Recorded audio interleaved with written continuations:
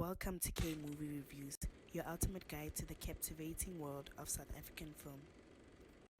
Alright, Red Ink. Showmax original series Red Ink is an 8-part thriller series. It is directed by Anze Igwe and Zeno Peterson. Red Ink is based on a novel written by Angela Makholwa, Red Ink. I have not read the novel yet, but I am planning to read it soon. I've seen the reviews online and it seems like a pretty good book. I watched the series a bit late and I don't know whether they loaded all episodes at once or was it once a week like Showmax usually does. But when I got there, all the episodes were there. I saw what the show was about, the production behind it, the actors, the directors, and I became immediately excited because familiar names, familiar faces, and directors that I love personally, which I've seen direct amazing shows. Shaka Ilembe being part of that amazing list. So I had high expectations going into this. Red Ink is about Lucy, an ex-journalist but now turned publicist. She will receive a call from a serial killer, in prison, and her life is about to take a drastic turn. I watched all 8 episodes and here is my opinion. This series gets straight to the point. From episode 1, we are given so much information about the lead characters. In episode 1, Lucy will get that phone call, and towards the end of episode 1, she's already meeting with Napoleon. So there's so much that's happening in one episode, and I believe it's because of the 8 episodes, which is very little in my opinion. But I thought it was exactly what it needed to be for a series that involved a serial killer, a thriller series. They executed it very well. It was nerve-wracking, scary, disgusting, and traumatizing, especially towards the end. It was not predictable at all and kept me on the edge of my seat. The scenes looked real and the stories were believable.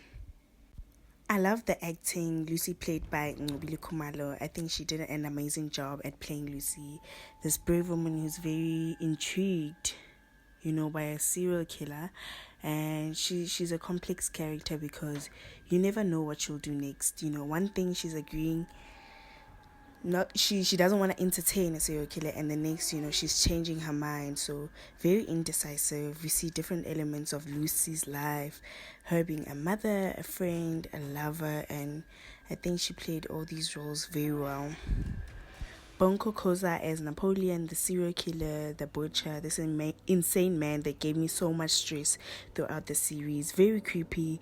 Napoleon is a serial killer who, justifies killing women because he believes that he's doing the Lord's work. There's so much that has affected him to become who he is today, and we learned that he was abused while growing up. He's really messed up, and the scene where I was like, yeah, this man is really messed up is where he kills a prison mate and, in the shower, and he continues to shower as if everything is normal.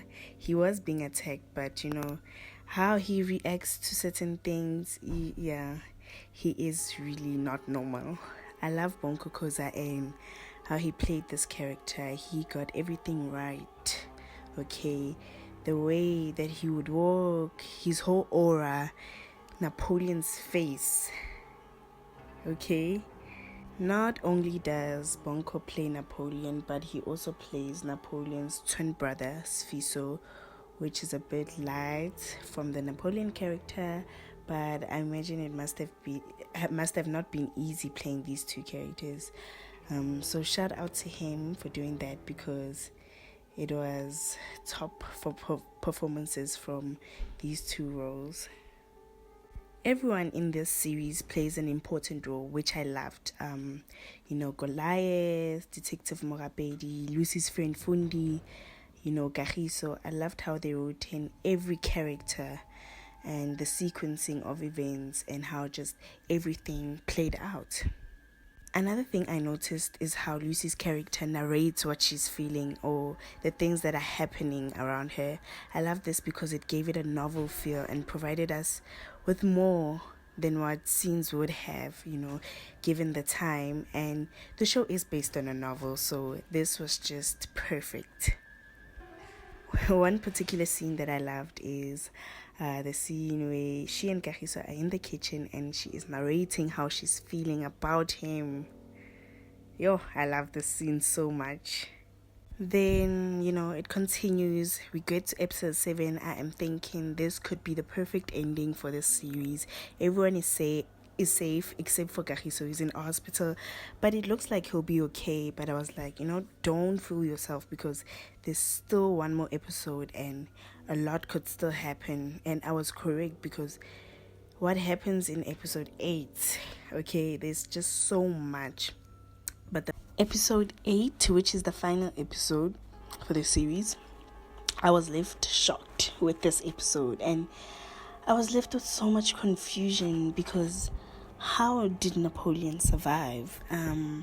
We all saw what we saw, and we saw him get stabbed, and he was dead.